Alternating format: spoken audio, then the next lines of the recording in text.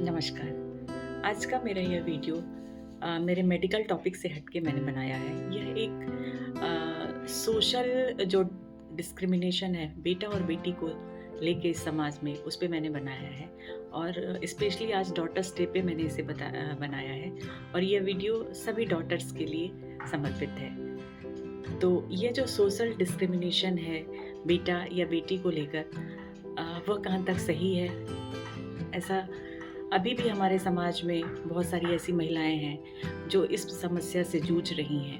As an obstetrician मैं हर दिन देखती हूँ जो पेशेंट मेरे पास आते हैं, जो महिलाएं गर्भवती महिलाएं आती हैं जिनकी ऑलरेडी पहले से बेटियां हैं और एक पुत्र की आशा में जो उनके ऊपर प्रेशर होता है, जो समाज का दबाव होता है, उनके घर वालों का दबाव होता है, उसको हम लोग बहुत करीब से महसूस कर सकते हैं। तो मैं सबसे यही रिक्वेस्ट करना चाहती हूँ कि प्लीज़ ये समाज का जो यह एक डिस्क्रिमिनेशन है, इसको ख़त्म करें, क्योंकि इससे जो आपकी पत्नी है, आपकी बेटी है या आपकी बहू है, वो बहुत ज़्यादा प्रभावित हो रही हैं। अभी कल ही मैंने एक सिज़ेरियन किया, उसके ऑलरेडी 4 बेटियां पहले से थी।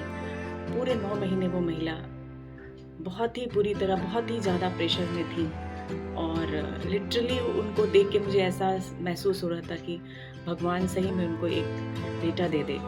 फिर मैंने माता रानी का नाम लेके उनकी डिलीवरी कराई, तो चलिए उनको बेटा ही हुआ। लेकिन यह कहाँ तक सही है?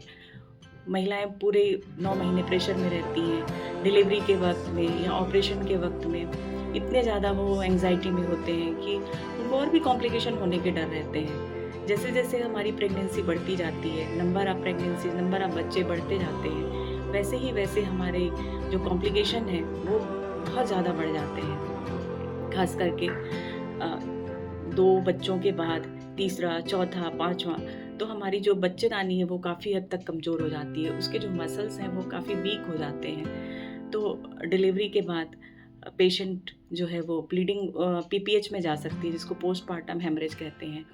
कभी-कभी इतनी ज़्यादा ब्लीडिंग हो जाती है कि हमें यूट्रस तक रिमूव करना पड़ता है। पेशेंट को बचाना मुश्किल हो जाता है। तो प्लीज़ इन सब चीज़ों को आप समझें। बेटा-बेटी के चक्कर में हम अपने पत्नी को खो देते हैं, अपनी बेटी को खो देते हैं, अपनी बहू को खो देते हैं और जो महिलाएं हैं उनसे भी मैं ये रिक्वेस्ट करना चाहती हूँ कि आप भी प्लीज़ इसके अगेंस्ट में आवाज़ उठाएं, बोलें। आप चुपचाप सहते रहते हो, आते हो हम लोगों के पास और कुछ भी नहीं बोलते हो। कम से कम आप माँ हो, आप तो बोलो उस बारे में, आपको खुद उसके लिए आवाज़ उठानी पड़ेगी।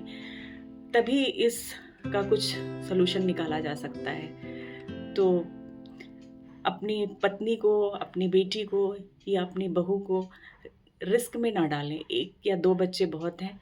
उसके बाद अगर आपकी प्रेगनेंसी बेटा या बेटी के चक्कर में आप प्रेगनेंसी करते जाते हैं, तो समझ लीजिए कि उसके क्या दुष्परिणाम हो सकते हैं।